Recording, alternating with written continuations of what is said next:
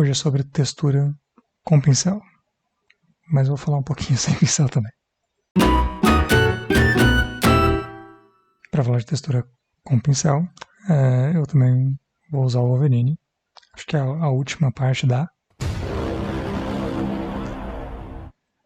E vamos lá. Nosso Wolverine está aqui, eu vou dar um zoomzinho aqui no ombro dele, para a gente ver que, né, esta parte aqui tem uma textura, a roupa dele tem outra, né, e outras partes da roupa tem outras texturas, né, ou são lisas, né, e assim por diante.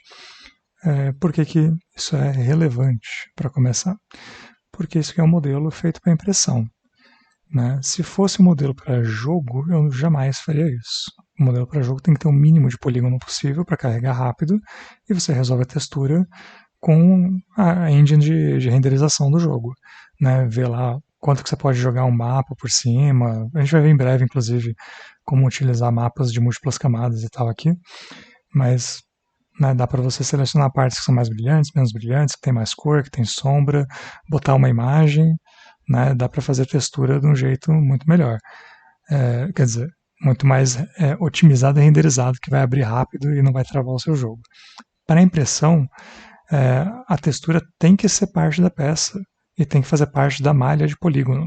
Por isso que, inclusive, ela fica, né, gigantesca, cheia de milhares de pontos, porque tem que ter essas coisas, senão alguém que vai imprimir essa estatueta aqui em resina não vai ter a textura, se eu fizer uma textura apenas visual, né?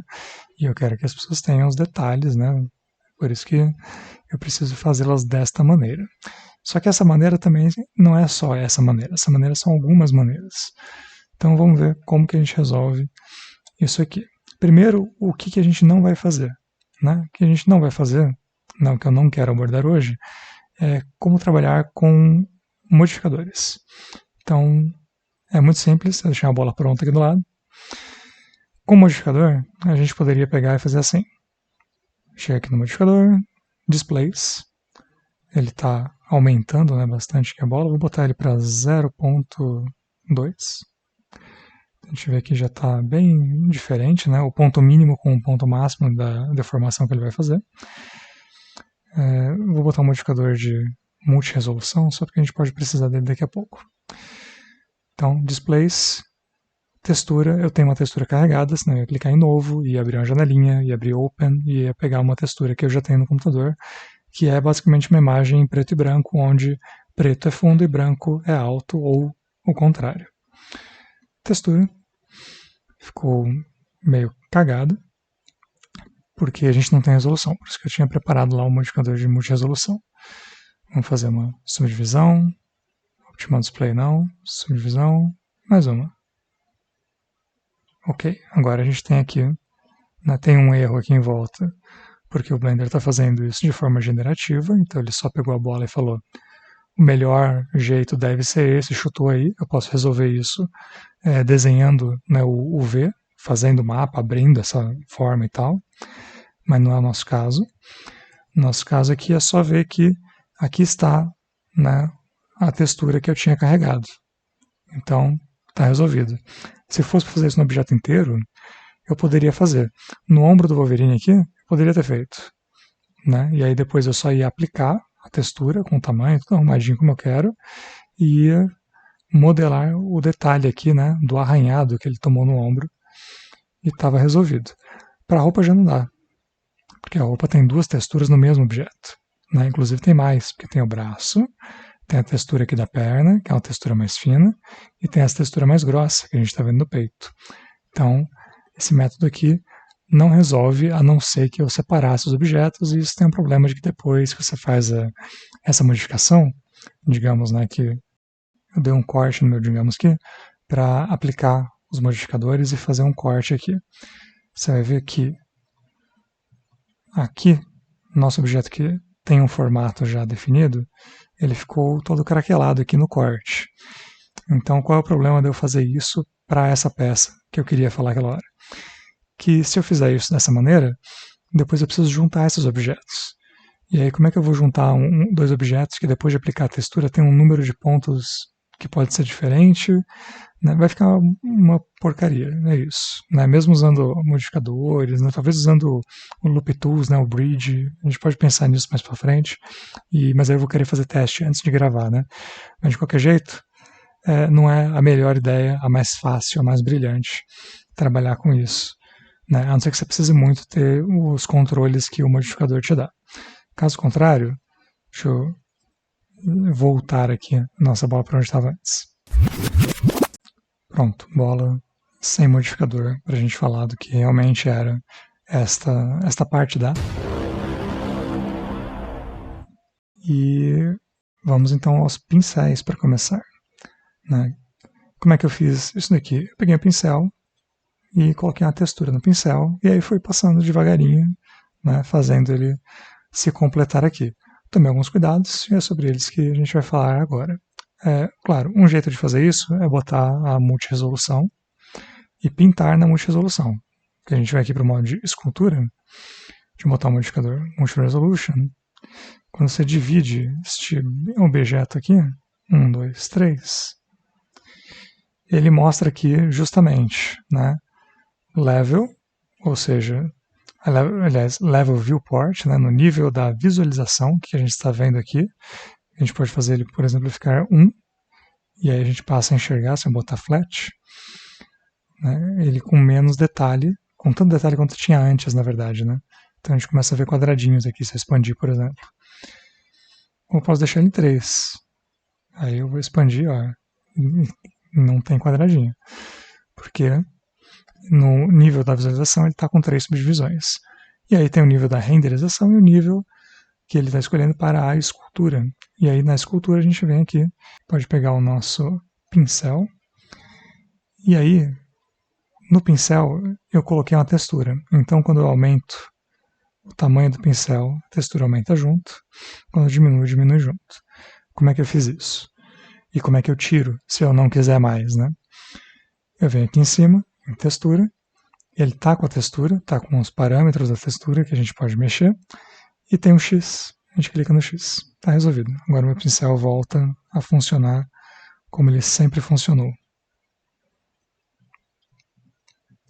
No caso é o pincel de inflar.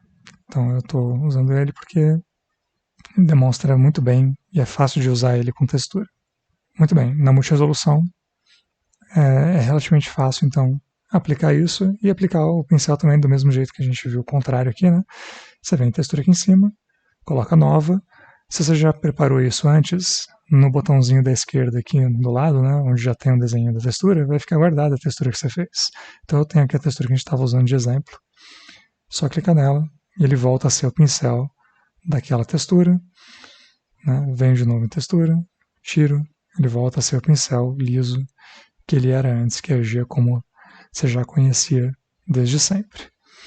Se eu vier aqui no cantinho, né, essa nossa lista de opções e abas, eu tenho a mesma coisa, eu tenho a opção do pincel, da ferramenta aqui em cima, e aqui embaixo uma das primeiras coisas que eu vou ver é a textura, e funciona exatamente igual, inclusive se eu vier aqui e selecionar a textura, ela aparece aqui também. Né, e inclusive aqui embaixo são os mesmos elementos que a gente tem para mexer mais imediatamente aqui em cima. Então, primeiro você já sabe, né? F aumenta e diminui o pincel, Shift F aumenta e diminui a força do pincel.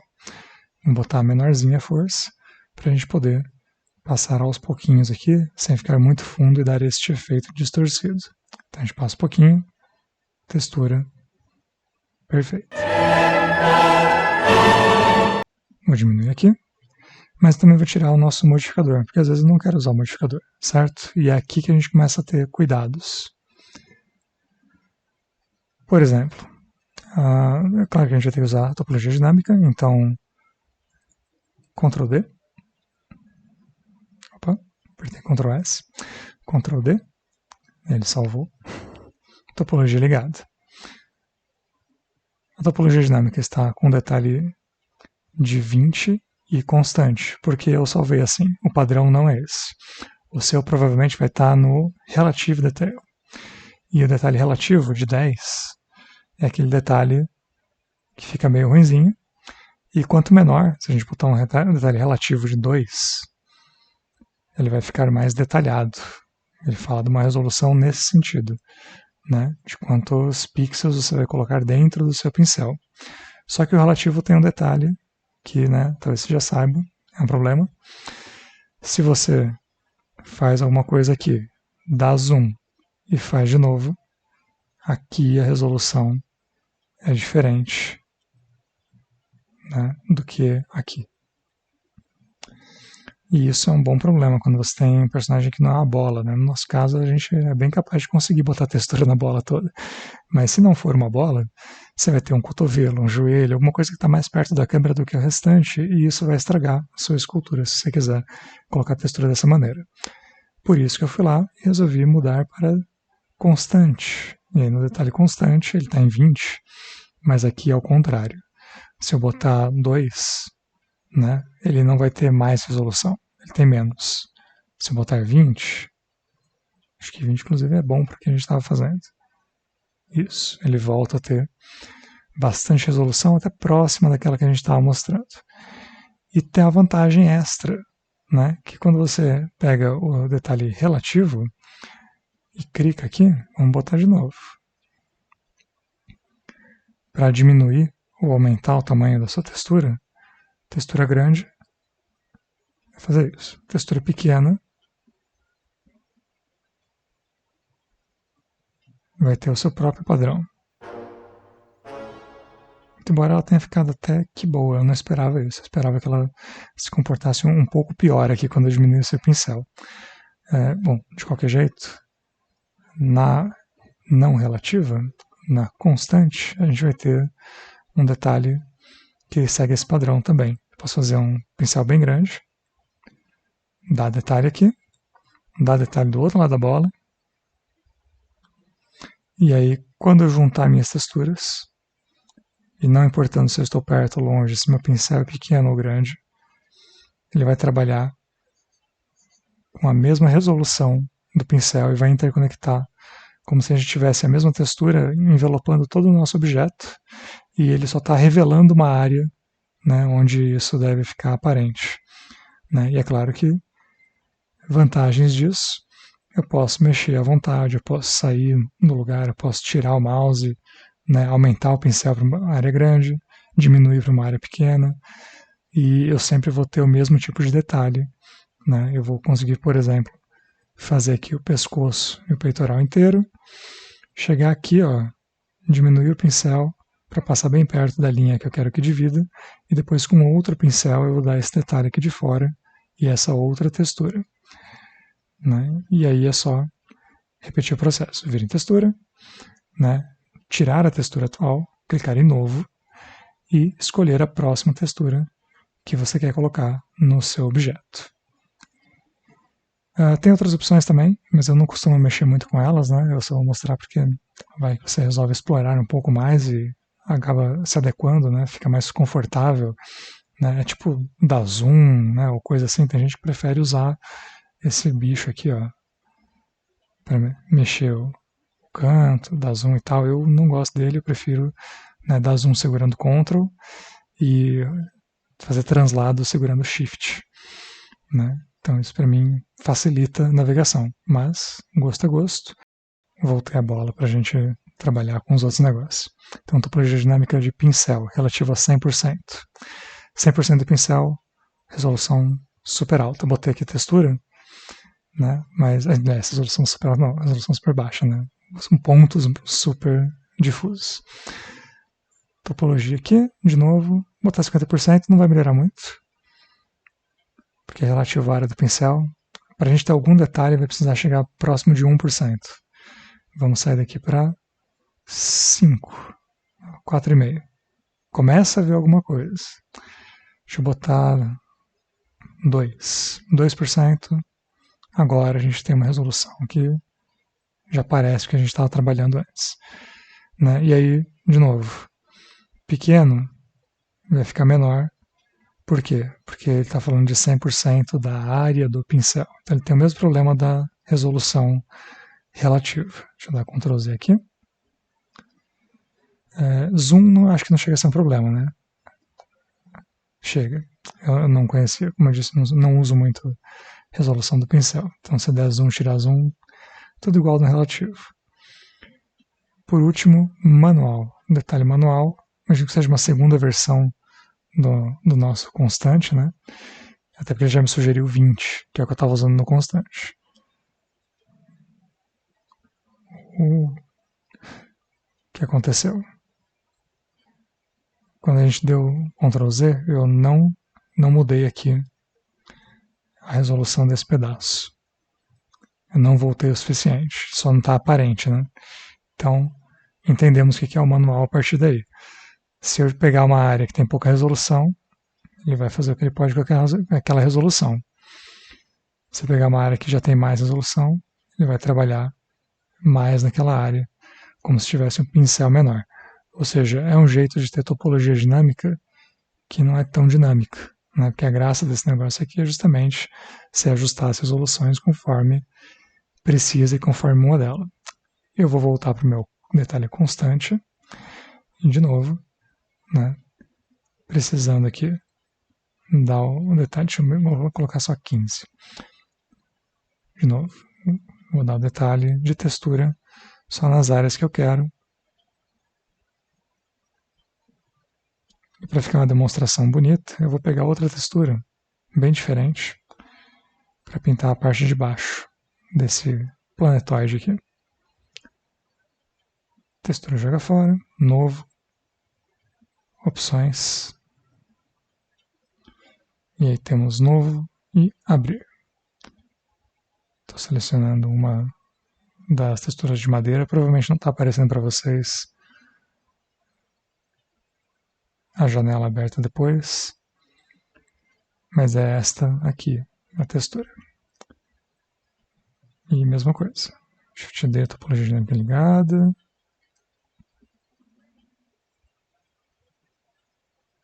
Usar madeira é muito bom para fazer uma textura de planeta, né? É o que está aparecendo. Dá-se a volta à vontade. Deixa eu dar um zoom aqui para o Wolverine não me atrapalhar.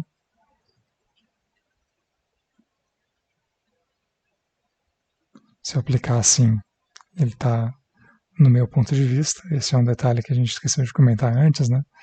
Se eu quero que ele siga essa cara de Júpiter, preciso deixar o pincel de pé para mim, conforme eu vou aplicando. Na maioria das texturas isso não vai ser tão relevante, mas para uma textura tão horizontal, né, ou tão vertical quanto a de madeira, né, você tem que ter alguma orientação, porque senão o seu objeto vai se perder.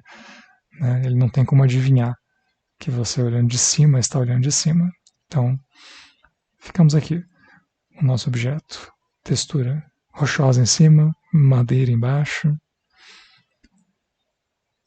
Só de exemplo, botão Alt Smooth. Fica bom de visualizar ele assim também, né? E no nosso exemplo mais prático aqui, que era só para realmente mostrar o processo todo, mostrar como é que também vai lá e acha o Open, né? Que acho que é o que estava faltando. A gente tem pedra com textura, roupa com textura, né? Ombreira com textura, e assim vai. Espero que isso ajude você a fazer o seu projeto de impressão 3D melhor. E se você tiver que usar isso para outras coisas também, né, talvez para modelos acadêmicos, né, eu vejo alguns usos interessantes para técnica de pintura, né, com textura, que dá esse controle, e a gente tem que aprender a mexer ali no detalhe para, né, o detalhe não estragar. Mas também tem ainda a técnica de usar face sets, que é uma coisa que vai ficar para o próximo vídeo, porque esse aqui está meio grandinho e vai complementar bem essa história dos pincéis. Então na próxima a gente fala sobre como face sets podem complementar essa técnica de uso de textura no pincel. E por hoje era isso. Até a próxima, espero que vocês tenham gostado bastante.